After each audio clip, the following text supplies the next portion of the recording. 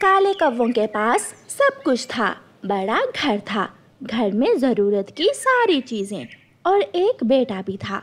आसपास के सभी पक्षी कौवों की बहुत इज्जत करते थे, क्योंकि सारे पक्षी उन कौवों से डरते जो थे। क्यों रे तोते, तुम ये अमरूद खाओगे? नहीं नहीं कौवे, मैं बस ये देख रहा था कि ये अमरूद कच्चा है या पका हुआ। ले ले, इस अमरूद पर पहले आपका अधिकार है। अधिकार? वाह रे तोते। और फिर कौवा वो अमरूद खाने लगता है। तू मुझसे बात ना कर, पहले नदी पर अपनी चोंच धोकर आ। मैं उल्टे हाथ की एक लगाऊंगा तेरे। आज शाम अगर तुम अंधेरा होने से पहले पहले घर ना आए तो बहुत पिटेगा तू मुझसे। सारे पक्षी तुमसे डरते हैं, इसका मतलब ये नहीं कि मैं भी तुमसे डरूं। मैं नहीं डरने वाला। तेरी तो। रुक जा कालू, अगर मेरे बेटे को हाथ लगाया तो मैं छोड़ूंगी नहीं तुम्हें।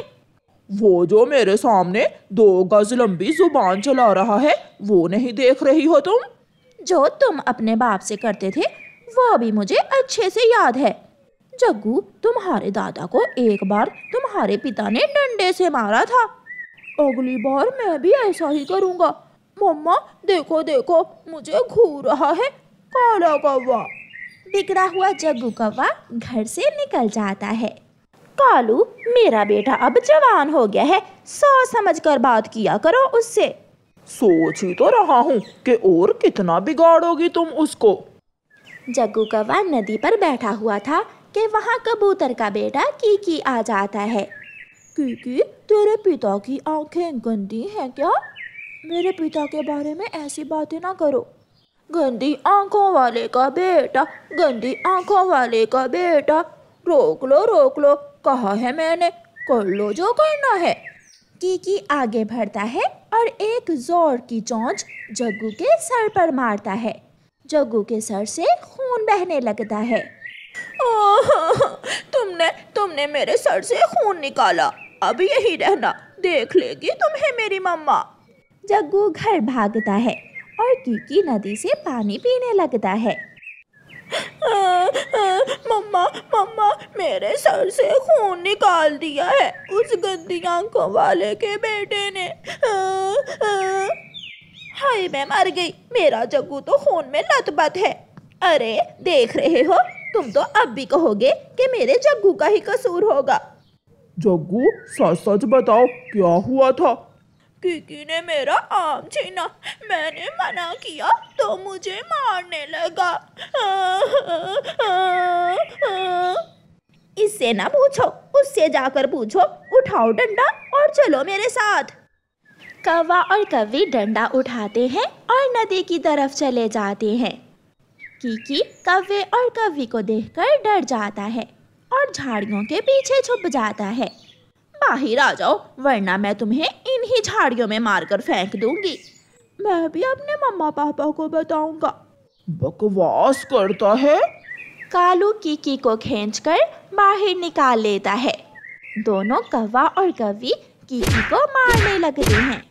बचाओ, मम्मा पापा, मुझे बचा ले। शोर सुनकर तोता और चिड़िया वहाँ आ जाती हैं।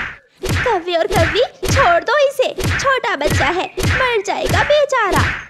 छोटी चिड़िया, दूर ही रहना, हमारी बात में आने की कोई जरूरत नहीं है तुम्हें। अब छोड़ भी दो, क्या जान से मार दोगे इसे?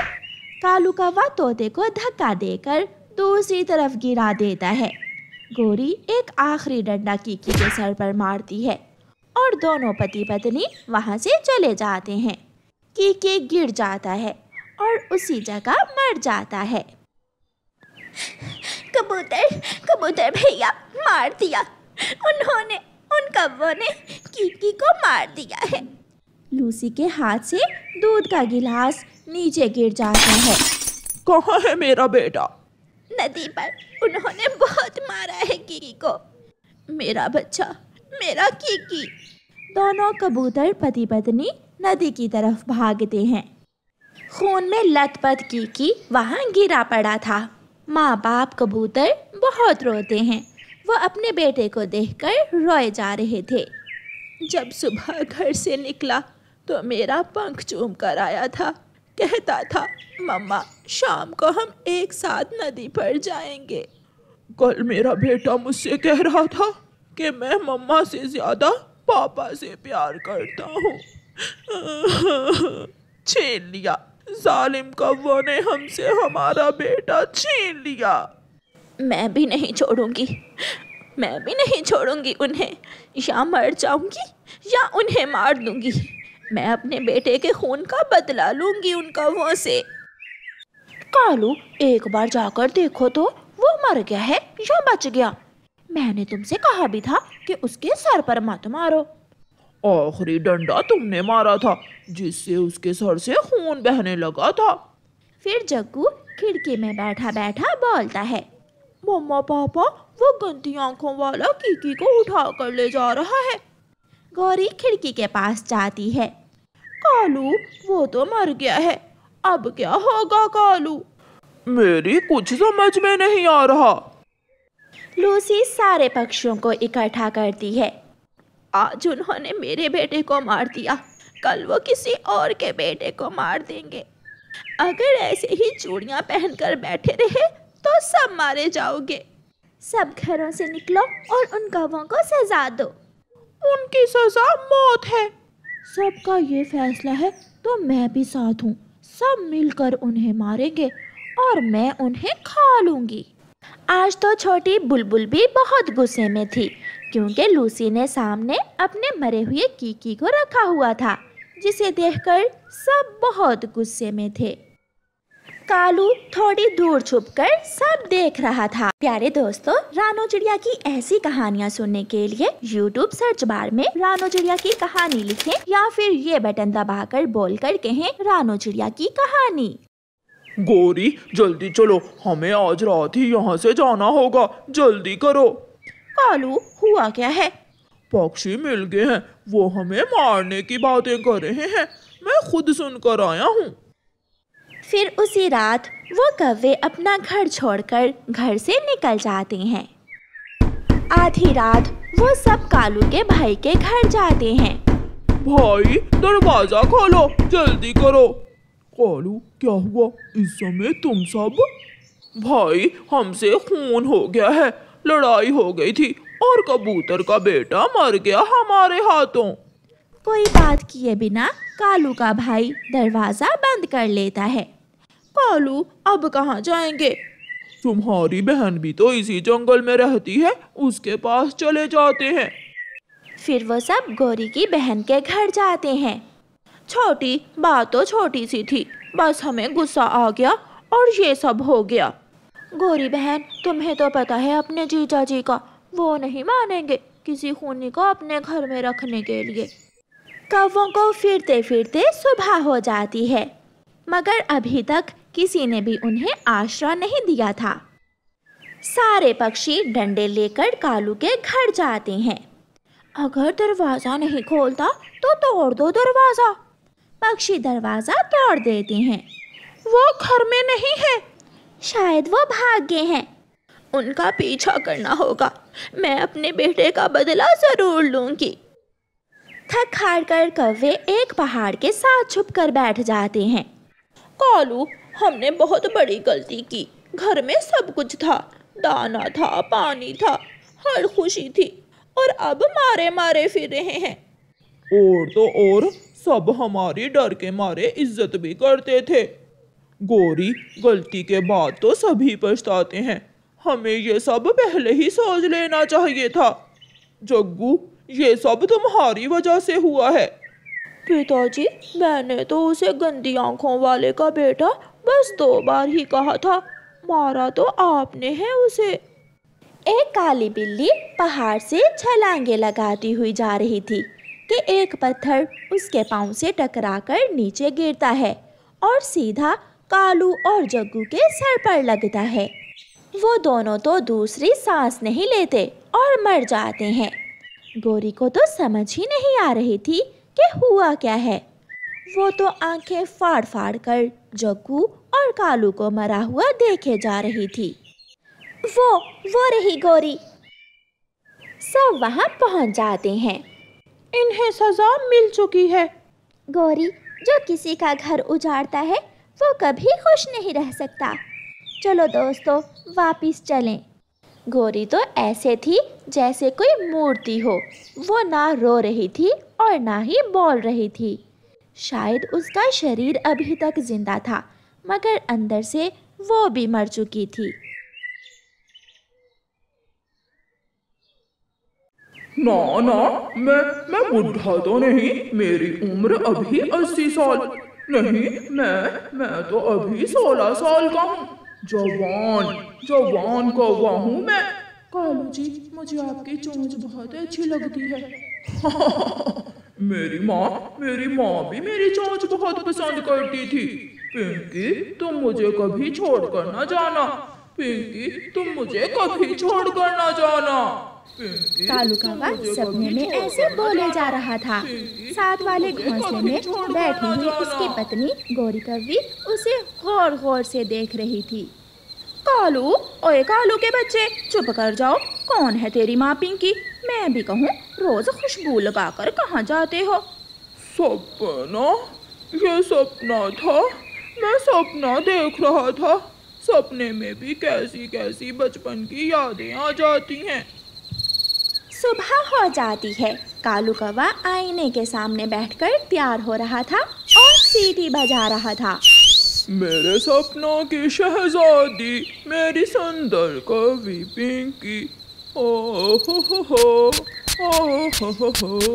ला ला ला ला ला ला ला। गौरी, जो कल मैं चंबेली की खुशबू लाया था वो कहाँ है? मुझे क्या मालूम, यहाँ रखी थी, वहाँ जाकर देख लो। मेरी चीजों को मत छेड़ा करो, हाथ मत लगाया करो मेरी चीजों को। ऐसे बोलता हुआ कालू कौवा अपने घर से निकलता है।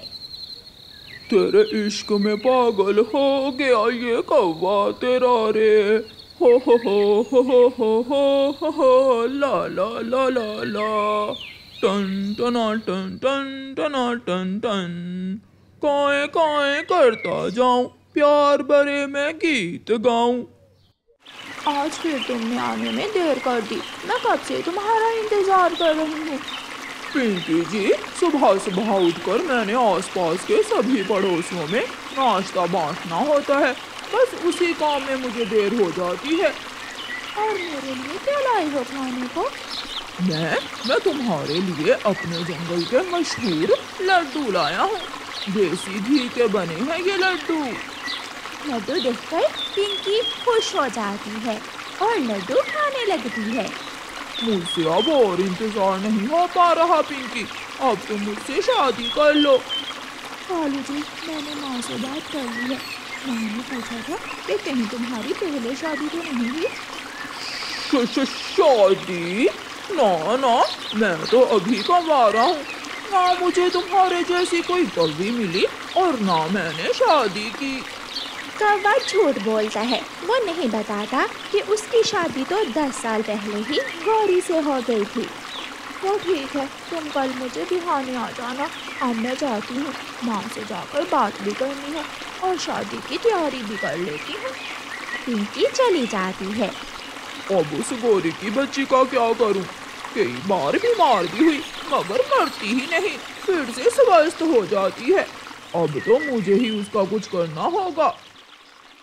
गौरी, चलो आज मैं तुम्हें बड़ी नदी की सैर करवा कर लाता हूँ। बड़ी नदी की सैर? ये अचानक कैसे सोच लिया तुमने? बस मैंने सोचा है अब मैं अपनी गौरी पत्नी जी को घुमाया करूँगा, कभी नदी पर और कभी पहाड़ों पर। मैंने चावल बनाए हैं, ये डिब्बे में डाल लेती हूँ, वहाँ बैठकर खाएंगे दोनों पति पत्नी। फिर गौरी चावल डिब्बे में डाल लेती है और दोनों पति पत्नी घर से निकलते हैं। कालू कौवा गौरी को बड़ी नदी पर ले जाता है। गौरी, वहाँ बड़े पत्थर पर खड़े होकर नदी के पानी को गौर से देखो, वहाँ लाल मछलियाँ हैं। कालू, जब मैं छोटी सी थी तो मुझे मछलियाँ बहुत अच्छी लगती थी। तुम अभी भी छोटी ही हो, वहाँ जाकर देख लो मछलियाँ। गौरी नदी के बीच बड़े पत्थर पर जाकर बैठ जाती है। कालू कौवा भी पीछे ही चला जाता है और गौरी कवि को पीछे से धक्का दे देता है। बचाओ बचाओ, मुझे बचाओ। मगर पानी बहुत तेज था। थोड़ी ही देर में गौरी कवि बहती हुई दूर चली जाती है। रास्ते का कांटा हुआ साफ। कालू, तुमने बचा लिया होता मेरी बेटी को पानी में डूबने से।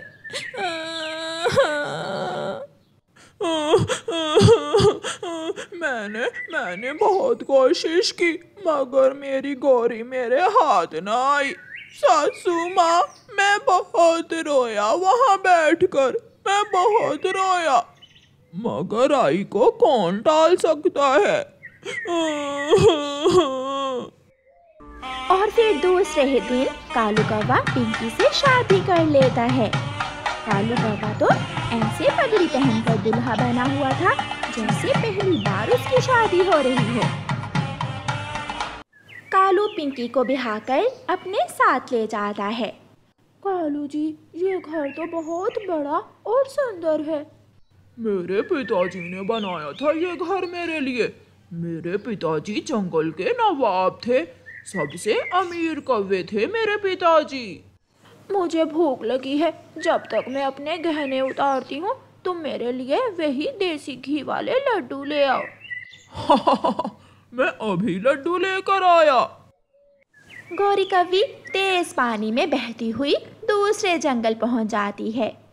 रानो चिड़िया जो उसी जंगल में रहती थी, नदी से पानी लेने आती है। ये तो कोई कवि है, ये मरी हुई है या जिंदा, मुझे देखना होगा। चिड़िया एक शाख की मदद से गौरी कवि को किनारे तक लाती है और उसे नदी से बाहर निकाल लेती है। चिड़िया गौरी कवि के दिल पर कान लगाकर देखती है। सांस चल रही है, ये जिंदा है। कबूतर भी वहाँ आ जाता है। कबूतर, ये कवि मुझे नदी से मिली है, हमें इसकी मदद करना होगी। तुम किसी तरह इसे मेरे घर तक पहुँचाने में मेरी मदद करो। चिड़िया, हम इसे इस लकड़ी के साथ बांधकर उठाकर ले जाते हैं। प्यारे दोस्तों, रानो चिड़िया की ऐसी कहानियाँ सुनने के लिए YouTube सर्च बार में रानो चिड़िया की कहानी लिखें या फिर ये बटन दबाकर बोलकर कहें रानो चिड़िया की कहानी। किसी न किसी तरह कबूतर और चिड़िया गौरी कवि को घर तक ले जाते हैं। चिड़िया बुलबुल डॉक्टर को बुला कर ले आती है। इसका पेट दबाकर पानी निकालो चिड़िया। चिड़िया गौरी का पेट दबाती है और उसके पेट से पानी बाहर निकालती है। फु, फु, मैं कहाँ हूँ? परेशान ना हो कवि, आप सुरक्षित हैं और पहाड़ों वाले जंगल में मेरे पास हैं। मुझे मेरे पति ने नदी में धक्का दे दिया था। वो कौवा कितना जालिम होगा, शायद उसने दूसरी शादी करने के लिए ऐसा किया होगा। चिड़िया, तुमने मेरी जान बचाई है, बहुत बहुत शुक्रिया। अब किसी तरह मुझे मेरे जंगल तक वापस पहुंचना होगा। कवि, अभी तुम थोड़ा आराम करो और दोपहर के बाद तुम अपने जंगल वापस चली जाना। उधर कालू जी तो जवानों की तरह भागा फिर रहा था। पिंकी जी, आज हम बाग में जाकर झूला झूलेंगे। कालू जी, तुम बहुत अच्छे हो, मेरी तुमसे शादी हो गई, मैं बहुत खुश हूँ। कौवा पिंकी को झूले पर बिठाकर झूला देता है, उसे अंगूर के बाग में लेकर जाता है और फिर उसे मिठाई खिलाता है। कौवे के तो रंग ही बदल गए थे। गौरी कवि भी दोपहर के बाद चिड़िया को धन्यवाद बोलकर वापस उड़ती है। गौरी कवि उड़ती उड़ती सुरक्षित अपने घर तक पहुंच जाती है और अंदर से कुंडी लगाकर सो जाती है। ये अंदर कौन है? दरवाजा किसी ने अंदर से बंद कर लिया है। मैं हूँ अंदर। गौरी, तुम जिंदा हो? हाँ, मैं जिंदा हूँ। तुमने तो मुझे मार दिया था, मगर मैं बच गई। ये क्या हो रहा है? कालू जी, ये कौवी कौन है? मैं बताती हूँ, मैं इसकी पत्नी हूँ। तुम्हारे चक्कर में इसने मुझे मारने के लिए नदी में धक्का दे दिया था और अब किसी और के चक्कर में तुझे नदी में धक्का दे देगा। ये 80 साल का बुढ़ा कौवा। मैं तो मजाक। बेशरम बुड्ढे, तुमने मुझे धोखा दिया। तुमने कहा था कि तुम कव्वारे हो। शक्ल से तो कव्वारा ही लगता हूँ। पिंकी वहाँ से चली जाती है। बुड्ढे, निकल जाओ मेरे घर से और दोबारा कभी मेरे घर में मत आना। ये घर मेरे भाई ने मुझे बना कर दिया था। गौरी, मैं भूल गया था। प्लीज प्लीज मुझे माफ कर दो, वरना मैं नदी में कूदकर अपनी जान दे दूंगा। कौवा ऐसे कहता हुआ नदी की तरफ चला जाता है। अपनी आंखें बंद करके कौवा नदी में छलांग लगाने का सोच रहा था कि पीछे से गौरी कौवी आ जाती है। मैंने तुम्हें माफ किया, चलो घर चलें। गौरी, मुझे मर जाने दो, मैं तुमसे बहुत शर्मिंदा हूँ। कालू जी, मैं तुम्हारे बिना कैसे जी सकती हूँ, तुम पति हो मेरे। फिर कालू कौवा गौरी से माफी मांगता है और दोनों पति पत्नी घर चले जाते हैं।